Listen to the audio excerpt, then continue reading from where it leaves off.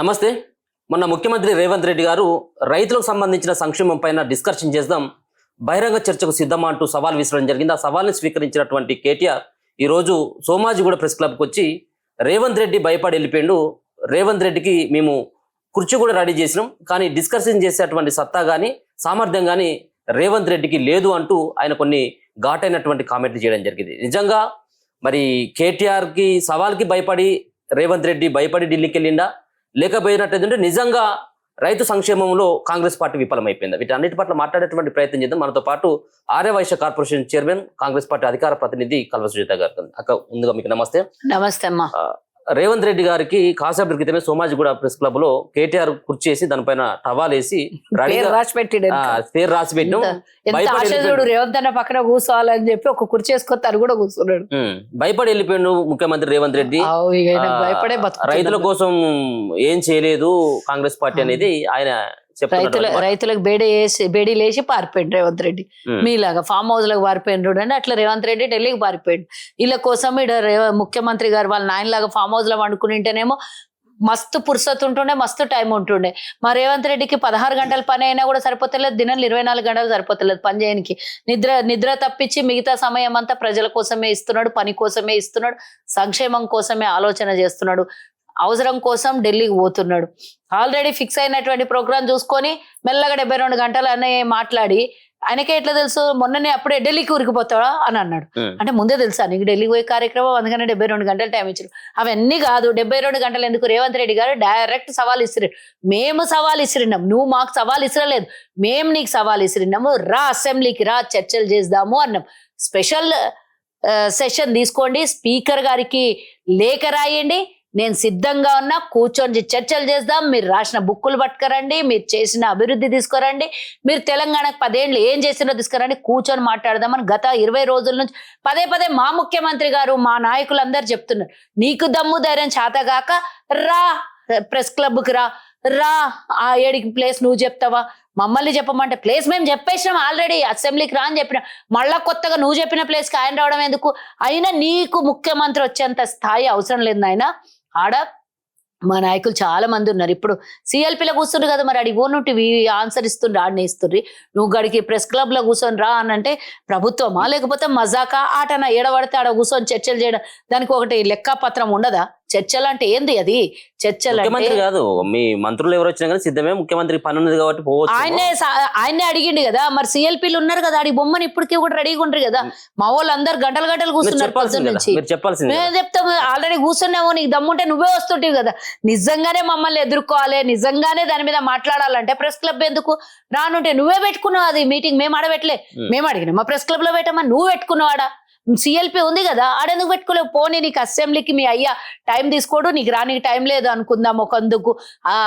CLP ఉంది, మీకు కూడా బీఆర్ఎస్ ది ఎల్పి ఉంటది కదా, ఆడొచ్చి కూర్చుంటే ఇద్దరు కూర్చొని చర్చలు చేసుకోవచ్చు కదా. సిద్ధమే అంటున్నాడు. ఇంకేం సిద్ధం ఉంటాడు? మేము ప్లేస్ చెప్పినాం ఆల్రెడీ, అసెంబ్లీయే ప్లేసు, వేరే అవసరం లేదు. ప్రజలకు చట్ట రూపంలో కనబడాలి మీరు ఏం చేసింది అనేది. ఏడబడితే ఆడికి గాలిగాడు మాట్లాడినట్ల గాలికొచ్చి మాట్లాడాలంటే ఏడంటే ఆడ మాట్లాడారు, ఎప్పుడు పడితే అప్పుడు మాట్లాడారు, ఎవరు పడితే వాళ్ళు మాట్లాడారు. మాకు చిన్న నాయకులు సరిపోతారు కేటీఆర్కి మాట్లాడి, కానీ మేము కేసీఆర్కి కూడా పిలిచినాం, ప్రతిపక్ష నాయకుడిని కూడా మీ నాయనని తొలుకొని వచ్చి చర్చలు చేద్దాం. మేము ఇప్పటికే 18 నెలల్లో 1,00,000 కోట్లకు పైగా వివిధ రూపంలో రైతుల కోసం ఖర్చు పెట్టాం. నీకు దమ్ముంటే నువ్వు 10 ఏళ్లలో ఎన్ని లక్షల కోట్లు రైతుల కోసం ఖర్చు పెట్టినావు, నిజాయితీగా ఖర్చు పెట్టినావు, నిజమైన సంక్షేమం చేసినావు, నిజంగా వ్యర్థం కాకుండా రైతు అకౌంట్లకి పోయి రైతులకు సంక్షేమం అంది అంటే చర్చకు నువ్వు సిద్ధమంటే రా అన్నాం మేము. కాళేశ్వరం కథ ఒక్కటి ముంగలు తీసుకొని వచ్చి కాళేశ్వరం ఖర్చు పెట్టి సర్వనాశనం చేసి తెలంగాణకు అదో పెద్ద గుదిబండలాగా వేసి తెలంగాణ నెత్తి మీద ఇప్పుడు దాని 1,00,000 కోట్లు అంటే నెలకు వడ్డీలు కట్టి ఆ 1,00,000 కోట్లు పాయ్, దాని మీద వడ్డీ కట్టుడు వస్తుంది. అసలు కట్టాలి, వడ్డీ కట్టాలి. ఏ నుంచి దేవాలి నువ్వు చేసింది? రూపాయి దమ్ముడి ఆదాయం లేదు. అదేమో అంటారు వెనకడికి పెద్దలు గడే పుర్సట్లేదు, గవ్వ ఆమ్దాన్ లేదు అన్నట్టు.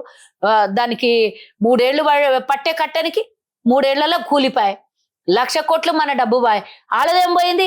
అధికారం పోయి ఇంట్లో కూర్చున్నారు తప్పించి ఆ 1,00,000 కోట్లు వాళ్ళ ఇంట్లో మీద పడలేదు కదా, నష్టం వాళ్ళ ఇంటి మీద పడలేదు. మీ ముఖ్యమంత్రి స్థాయికి నేను సరిపోతాను, మీ ముఖ్యమంత్రి స్థాయికి మా నాయన అవసరం లేదు, కేసీఆర్ స్థాయిలో నువ్వు ఊహించుకోక మరి రిజైన్ చేయమని ప్రతిపక్ష హోదాకి రిజైన్ చేయమని ప్రతిపక్ష హోదానికి నువ్వే తీసుకొని కూర్చోడా. మా పిల్లలు చాలు అన్నావు, పిల్లలతోనేం మాట్లాడతామని చెప్పినాం అదే రోజు రేవంత్ రెడ్డి గారు. మా పిల్లలు వస్తున్నారు కదా, మా పిల్లలు మాట్లాడుతున్నారు కదా అంటే పిల్లలతో మాట్లాడమని రేవంత్ రెడ్డి ఆ రోజే చెప్పారు. నువ్వు రా అని చెప్పిండు.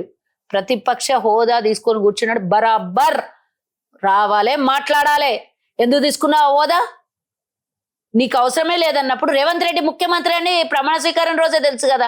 మరి తెల్లారి అపోజిషన్ పార్టీ నేతగా ఎందుకు తీసుకున్నాడు మీ నాయన? ఆ రోజే మీ నాయన తీసుకునేది లేకుండా నువ్వే తీసుకునేది ఉండి నువ్వే వచ్చి మాట్లాడినట్టు మీ నాయనని ఫామ్ హౌస్ లోనే బండబెట్టి, ఇప్పుడు బండబెట్టి, రేపు బండబెట్టి, ఎల్లుండి ఎప్పుడైనా వాళ్ళనే బండబెట్టు. మేమేం వద్దలేదు, మాకేం అభ్యంతరం లేదు. మీరు మీరే కొట్టుకొని చేస్తున్నారు మీ నాయన ఆస్తుల కోసం, మీ నాయన రాజకీయం కోసం మీరు కొట్టుకొని చేస్తారు. మాకు ఎలాంటి అభ్యంతరాలు లేవు. రాజీనామా చేయమని ఇప్పటికి కూడా నీకు ఇస్తాడా, మీ బావకి ఇస్తాడా, ఎవరికి ఇస్తాడో తేల్చుకొని ఇయ్యమని చెప్పు. మీరే పదవుల కోసం కొట్లాడుకుంటున్నారు. ఒక ప్రతిపక్ష నాయకుడిగా ప్రతిపక్ష నాయకుని హోదాలు వచ్చి కూర్చొని మాట్లాడతారా? లేకపోతే ఆయన సరిపోడు అని అంటే నువ్వు అసెంబ్లీలో ఎందుకు కూర్చున్నట్టు? రాజీనామా చేయమని గజ్వేల్కి అసెంబ్లీలో వచ్చి ముందుగా సవాల్ విసిరిందే మీ ముఖ్యమంత్రి కదా. అందుకే రమ్మన్నాం, ఇద్దరు రమ్మన్నాం, ఒక్కొని రమ్మలేదు. కేసీఆర్ కేటీఆర్ ఇద్దరు రండి అన్నాం, మేము కలిసి రండి అన్నాం. లేదా కేటీఆర్ ని మీ నాయనని దొలుకొని రమ్మన్నాము. మేమేమి కేటీఆర్ ఒక్కడు వస్తే శుద్ధపూస ముచ్చట్లు చెప్తే మేము అది కూడా అసెంబ్లీ సెషన్ పెట్టుకోమని వాళ్ళ నాయనకు చెప్పి ఆ సెషన్ లో మాట్లాడుకుందాం. గాలి మాటలు మాట్లాడితే మేము గాలి కాన్సెప్ట్. ఇప్పుడు ఆయన అసెంబ్లీ పెట్టమని చెప్పేసి స్పీకర్ కు లేఖ రాస్తే మాత్రం సిద్ధమా? మీరు ప్రభుత్వం మీది కదా, మీరు పెట్టాల్సింది కదా. ఎట్లా ఎందుకు పెడతావు? నువ్వు అడిగినావు కదా చర్చలు మీరేం చేయలేదు అంటారు కదా. మేము ఛాలెంజ్ చేసినాం దానికి. చేయలేదు అన్నప్పుడు మేము ఛాలెంజ్ తీసుకోమా దాన్ని? అదే అసెంబ్లీ మేము ఎందుకు పెడతాం? మేము పెడితే కూడా ఎగ్గొడితే ఏం చేస్తాం? మళ్ళా మేము పెడితే కూడా ఎగ్గొద్దులే ఏం చేస్తాం? వాళ్ళు ఎగ్గొడితే జనాలను నమ్ముతారు కదా. నిజంగా జనాలు ఏంది గాలికి మాట్లాడాలా? గాలికి చెప్పాలి. ఎవరు రాకపోతే వాళ్ళ అసెంబ్లీకి వాళ్ళతోనే కదా చర్చ చేయాల్సింది. మేము అసెంబ్లీలో వాదం ప్రతివాదం ఉంటది కదా, ఎవరితో ప్రతివాదం చేయాలి? మీరు అందరు ఎగ్గొడతారు, మేము పెడతాం సెషన్. పెట్టినాక మీరు ఎవరు రాకపోతే మాకు పని పాట లేదా? అందుకనే మీరే తీసుకోండి. మీరు అడిగినటికి అన్నిటికీ ఆన్సర్ చెప్తాం. మేము అడిగినటికి అన్నిటికీ మీరు ఆన్సర్ చెప్పండి. వాదం ప్రతివాదం ఎక్కడ పడితే అక్కడ చెప్తారు కదా. మా వాళ్ళు ఎల్పీలో కూర్చున్నారు కదా, నువ్వు అడికెళ్ళి ఇసిరిన ప్రశ్నలకి అడికెళ్ళి ఆన్సర్లు అన్నీ చెప్తారు కదా. అసెంబ్లీలో సమావేశం పెడితే మా మైకులు కట్ చేస్తా ఉన్నారు, మమ్మల్ని చూపెట్టడం కూడా చూపెట్టలేదు, అందుకే బహిరంగంగా సిద్ధంగా ఉన్నాం మేము అని అంటా ఉన్నారు. అబచా మీరు ఇంకా మాకు మైకులు కట్ చేసిండ్రు అనే మాటనే ఒకటే మాట్లాడుతుర్రు మీరు మాకు. అది పచ్చి అబద్ధం. ఎన్ని గంటలు మాట్లాడినరో రికార్డ్ లో ఉంటది కదా. ఎవరు ఎన్ని గంటల అవకాశం వచ్చింది, ఎవరు ఎన్ని గంటలు మాట్లాడినరో రికార్డులు ఉంటారు. రికార్డు ఎవరు తొలగించలేడు. అది అధికారమైనటువంటి రికార్డు. సో నేనేమంటున్నా, గతంలో 2014లో ఎన్నుకోబడినటువంటి 22 మందిలో 10 మందిని తీసుకొని పోయినాను. 12 మంది ఎమ్మెల్యేలని అమానుషంగా బహిష్కరించి సస్పెండ్ చేసినవా లేదా? అసెంబ్లీలకి పూర్తి స్థాయిలో 18 ఎన్నికలు జరిగేంత వరకు సస్పెండ్ చేసిన ప్రతిపక్ష హోదా ఉంచినాను. ప్రతిపక్షం మాట్లాడడానికి అవకాశం ఇచ్చినాను. నీలాగా కాదు. మా ముఖ్యమంత్రి ఏం చెప్పారు తెలుసా? వీళ్ళని బయట ఉంచొద్దు, లోపలనే కూర్చోవాలి, మాట్లాడాలి, వీళ్ళకి ఇదే పనిష్మెంట్ అని చెప్పిండు. మీరేమో మమ్మల్ని బయటకు పంపించిండు. రేవంత్ రెడ్డి ఏమో ఇంట్లోనే కూర్చొని మాట్లాడాలని చెప్పిండు వాళ్ళకు. మీరు తప్పు వింటున్నారేమో వాళ్ళు చెప్పేది. మీరు రికార్డు తెప్పించుకోండి మీ దగ్గర. లేకపోతే ఎన్ని గంటలు మాట్లాడినరు ప్రతిపక్షంలో ఉండి? మాకు గతంలో 10 ఏళ్ళు ఎన్ని గంటలు అవకాశం ఇచ్చిండ్రు? ఒక్కో సెషన్ ఎన్ని రోజులు పెట్టి ముగించుకోరు. 5 రోజుల కన్నా ఎప్పుడన్నా అసెంబ్లీ నడిచిందా? మాది ఎన్ని రోజులు ఎన్ని గంటలు నడిచింది అసెంబ్లీ? మీరు అది చూడండి. మాకు ఒక చట్టాన్ని గౌరవించే విలువలు ఉన్నాయి. మాకు చట్టం అంటే తెలుసు.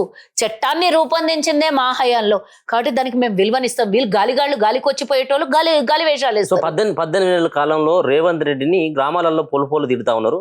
సిగ్గు శరం ఉన్నటువంటి నాయకుడు రేవంత్ రెడ్డికి గ్రామాలలో తిడతలేరమ్మా. బకెట్లో మునిగి చచ్చిపోమని చెప్పేసి నిన్న మాట్లాడిండు కేటీఆర్. బకెట్లో మునిగి చచ్చిపోతాడో, వాళ్ళ చెల్లెలు లిక్కర్ బాటిల్ తెచ్చి పెడితే లిక్కర్ బాటిల్లో ఈయన మునిగి చచ్చిపోతాడో ఎవరికి తెలుసు? ఫోన్ ట్యాపింగ్ లో ఏ వేషాలు వేసినా ఎవరికి తెలుసు?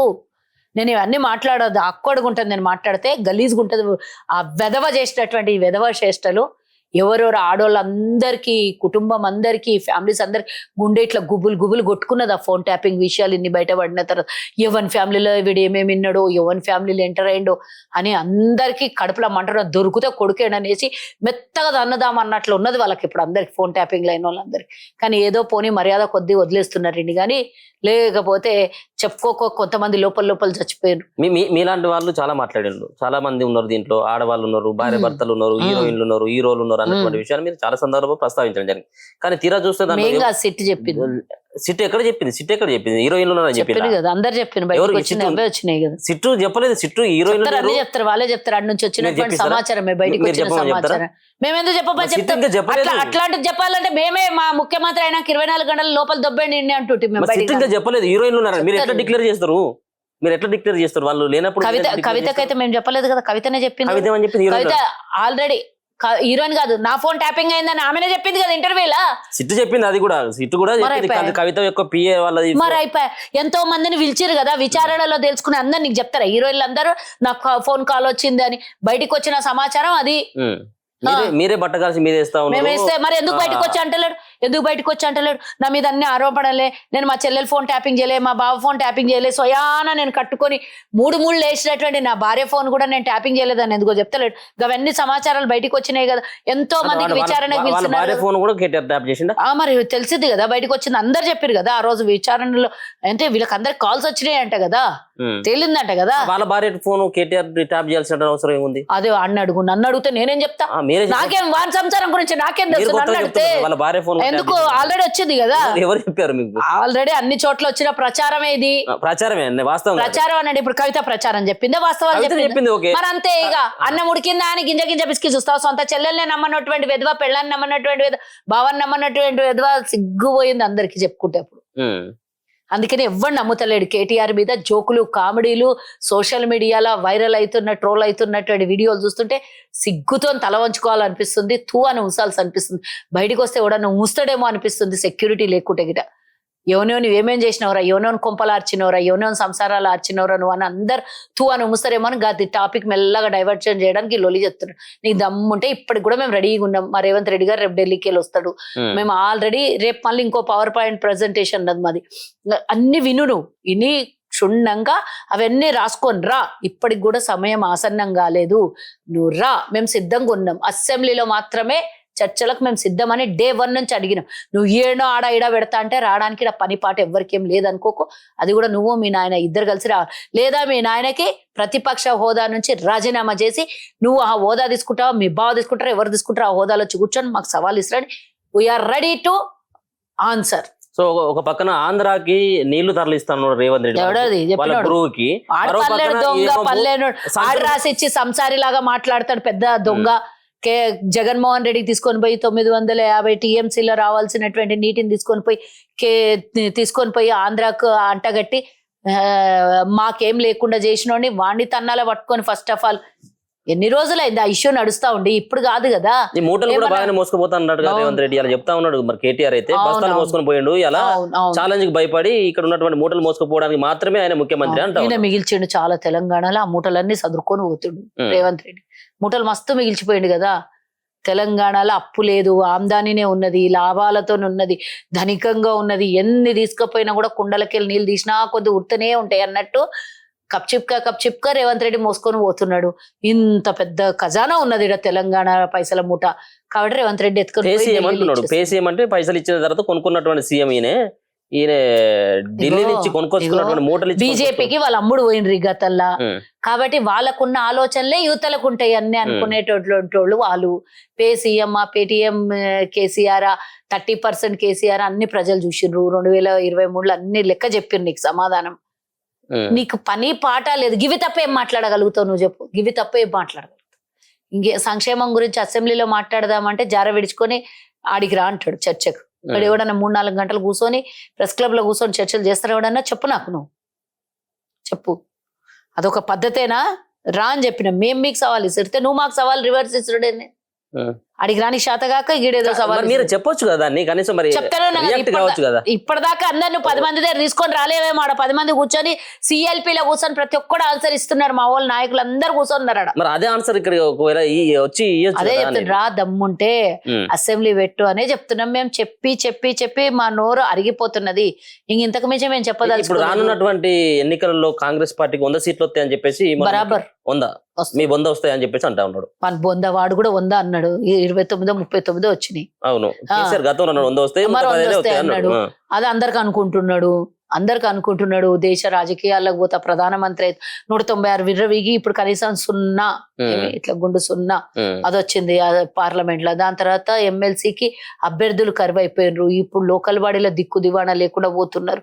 వాళ్ళని 4 స్తంభాల ఆట ఎక్కడెక్కడ ఇరిగిపోతుందో సంసారం పార్టీ అర్థం కాక మా మీద ఇచ్చుకొని పడదు. అత్త మీద కోపం దుత్త మీద చూపించినట్ల కుటుంబం మీద కోపాలు అందరు ప్రెస్టేషన్ తీసుకొని వచ్చి మా పార్టీ మీద చూపిస్తున్నారు. సోషల్ మీడియాలో పోస్టులు పెడుతున్నటువంటి వాళ్ళని అరెస్ట్ చేపిస్తా ఉన్నాడు. మా రేవంత్ రెడ్డికి సంబంధించినటువంటి మా కార్యకర్తలే చాలు, మా సైనికులే చాలు ఆయన బుద్ధి చెప్పేదానికి అంటా ఉన్నాడు. ఆయన చెప్పాల్సిన వాళ్ళు చెప్తూనే ఉంటారు. అట్లాంటిది అంటే ఏం వరి కావద్దని చెప్పు. మీరు దాంట్లో బతికిన వాళ్ళు దాంట్లోనే బతుకుతారు. తెలంగాణలో మీరు చేసేటివన్నీ బయటపడతాయి ఈ రోజు అని తీసుకొని పోయి దుబాయ్లో నడిపిస్తున్నావు నీ హంగామా. ఆ దుబాయ్లో కూడా ఒక రోజు అవుతుంది, ఎప్పుడో ఒక రోజు ఎవరో ఒకరు చేస్తారు, దాని సంగతి ఏమి ఇడవర్లే. కానీ అవసరం వచ్చినప్పుడు అక్కడ కూడా దుబాయ్ గవర్నమెంట్ ఇట్లాంటి పనులు చేస్తే ఏ రోజు ఒక రోజు పట్టుకుంటది కదా, ఇడుస్తుందా? అవుతుంది ఆడ కూడా. సో చివరిగా ఒక మాట అడగాల్సింది, మొన్న మీ తాతగారు అవుతారా రోషయ్య గారు ఏమవుతారు? బంధువు. ఓకే, మీ తాతగారి విగ్రహం పైన ఒక రకమైనటువంటి చర్చ జరుగుతా ఉన్నది. ఏమని? ఆ విగ్రహానికి సంబంధించినటువంటి దాంట్లో రేవంత్ రెడ్డి పాల్గొనడం, ప్రతి సంవత్సరం కూడా వేడుకలు రోషయ్యకు సంబంధించినటువంటి వేడుకలు జరపాల్సినటువంటి అవసరం ఉందని అధికారికంగా జరపాలని చెప్పేసి రేవంత్ రెడ్డి గారు. కానీ తెలంగాణ విషయానికి వచ్చిన తర్వాత తెలంగాణకి అడ్డుపడ్డాడు, ప్రత్యేక తెలంగాణకి ఆపోజిట్ గా మాట్లాడినటువంటి రోషయ్య గారికి విగ్రహం పెట్టడానికి ప్రధానమైనటువంటి కారణం ఏంటో చెప్పాలి అని చెప్పేసి చాలా మంది అడుగుతా ఉన్నారు. దీనిపైన డిస్కషన్ అవుతా ఉన్నది. సో వాళ్ళకు మీరు ఏం సమాధానం చెప్తారు? ముఖ్యమంత్రి ముందుగా ఫస్ట్ అవన్నీ ఆలోచించుకున్న తర్వాత అడ్డుపడ్డాడు. ఏ రోజు అడ్డుపడ్డాడు? గొడవలు జరుగుతుంటే ఆపడం అనేది తప్ప, ఆయన ఏడ అడ్డుపడ్డాడో చూపించాలి. వాళ్ళు ఏమన్నా నేను కూడా చూసిన ఆ వీడియోలో ఏమన్నాడు, నేను నన్ను తొలగించిన తర్వాత మీరు ఏమైనా డిస్కషన్ చేసుకోండి అంటే మరి అల్లర్లు జరుగుతుండే అప్పుడు అల్లర్లు దాన్ని తీసుకొని వచ్చి బ్రేక్ చేసి కట్ చేసి ఇష్టం వచ్చినట్ల వీడియోలు పెడితే ఆయన ఎవరికి కూడా అజాత శత్రువు, ఎవరికి అనవసరంగా పోలేదు. బయట ఎవరినన్నా తిట్టేసి అధికారికంగా తిట్టేసి వచ్చినా లోపల బాధపడేటటువంటి వ్యక్తి ఆయన. అలాంటి వ్యక్తి మీద ఎవరైనా దుష్ప్రచారాలు దొంగలు ఎవడన్నా వెధవలు మాట్లాడితే నేను నా వ్యక్తిగతంగా నేను చెప్తున్నా, పార్టీలను పక్కకు పెట్టి రోషయ్య గారిని ఎవడన్నా ఒక్క మాట అంటే నాలుక జీరుస్తా అని చెప్పండి. ఆయనను అనవసరమైనటువంటి బదలాములు చేసి ఆయన మీద కారుకూతలు కూల్చి ఆయన మీద నిందలేస్తే నాలుక నేను జీరుస్తా. వేరే వాళ్ళు ఎవ్వరు అవసరం లేదు. మా పార్టీ వాళ్ళు పార్టీలకు అతీతంగా కల్వ సుజాత రోషయ్య గారి మీద మాట్లాడిన వాళ్ళకు నాలుక జీరుస్తా అని చెప్తున్నాను. ఎందుకంటే ఆయన ఉన్నందుకే రాష్ట్రం మీ బొందకు రాష్ట్రం వచ్చేటప్పటికి మీ బొందకు 17,000 కోట్ల మిగులు బడ్జెట్ ఇస్తే ఈ రోజు నాశనం చేసి అప్పులపాలు చేసినాం. ఆయన రాష్ట్రాన్ని రక్షించాడు, రాష్ట్రాన్ని లాభాల్లో పెట్టిండు, రాష్ట్రాన్ని ధనిక రాష్ట్రంగా పెట్టిండు, 16 సార్లు బడ్జెట్ ప్రవేశపెట్టిండు. ఏ అవినీతి మరక లేకుండా, ఒక కండువ మారవకుండా కుటుంబ సభ్యుల్ని ఎవరిని కూడా రాజకీయంకు పరిచయం చేసి రాజకీయంలో తన వారసుల్ని తేకుండా నిలబడినటువంటి ఏకైక వ్యక్తి ఆయన. మన రాష్ట్రాలలో నాకు తెలిసి ఎక్కడ కూడా ఎవరు కూడా లేకపోవచ్చు ఇప్పటిదాకా. కుటుంబాన్ని తీసుకొని వచ్చి వారసత్వాన్ని ఇప్పినటువంటి నాయకులు ఎవరూ లేకుండా వచ్చి తన అనంతరం ఇప్పటిదాకా రాజకీయంగా కుటుంబం ఒక్కరు కూడా మళ్ళీ బయటకు రాలేదు. అట్లాంటి వ్యక్తి మీద ఎవడన్నా కారు కూతలు కూసి వెదవ కూతలు కూస్తే నేను నాలుక చిరుస్తా. ఆయనకు 100% హక్కు ఉంది. అధికారికంగా పెట్టుకునే హక్కు ఆయనకున్నది. ఆయన ఈ రాష్ట్రాన్ని కూడా ధనికం చేసిండు. ఆయన ఈ రాష్ట్రంలోనే ఆయన జీవిత కాలం బతికిండు ఆయన. కాబట్టి ఎందుకని కొంతమంది మేధావులు పనికి మాలినోళ్ళు ఇందిరాగాంధీనే తిట్టినటువంటి వెధవలు మీరు రోషయ్యని తిట్టరు అని మీరు ఇంకోటి అనుకుంటారా? బీజేపీ వాళ్ళు ఉన్నారు కదా, దేశం కోసం త్యాగం చేసి చనిపోయినటువంటి ఏది ఈరోజు ఒక భూకంపం వచ్చినా నెహ్రూ అంటారు, ఏదైనా నెహ్రూనే అంటారు. అలాంటి దుర్మార్గులకు మనం ఏం సమాధానం చెప్తాము? మాటలు లేని క్వశ్చన్స్ కి ఆన్సర్ ఎక్కడి నుంచి ఇవ్వాలి? ఈరోజు ఏం జరిగినా మంచి జరిగితే వాళ్ళ ఖాతాలో, చెడు జరిగితే కాంగ్రెస్ ఖాతాలో వేసేటటువంటి దొంగలకి మనం ఏం ఆన్సర్ చెప్తాం? కాబట్టి ఎవరి విషయంలో అనవసరం. పార్టీ జోలికి వచ్చినా నేను వదలను, అందరికీ తెలుసు. రోషయ్య గారి మీద ఎవరైనా మాట్లాడితే నేను ఊరుకోను అని చెప్పండి వాళ్ళకి. Okay, right, thank you so much. So ఇది మొత్తానికైతే కేటీఆర్ చేసినటువంటి ఆ వ్యాఖ్యల పట్ల ఆయన ఇష్టం ఉన్నటువంటి చోటుకు రావడానికి మేము సిద్ధంగా లేము, అవసరమైనట్టయితే వాళ్ళ నాయనని తీసుకొని అసెంబ్లీకి రావాలని చెప్పేసి కూడా ఆమె ఒక పక్కన కేటీఆర్ ను కోరడంతో పాటు మరో పక్కన హెచ్చరిస్తా ఉన్నది.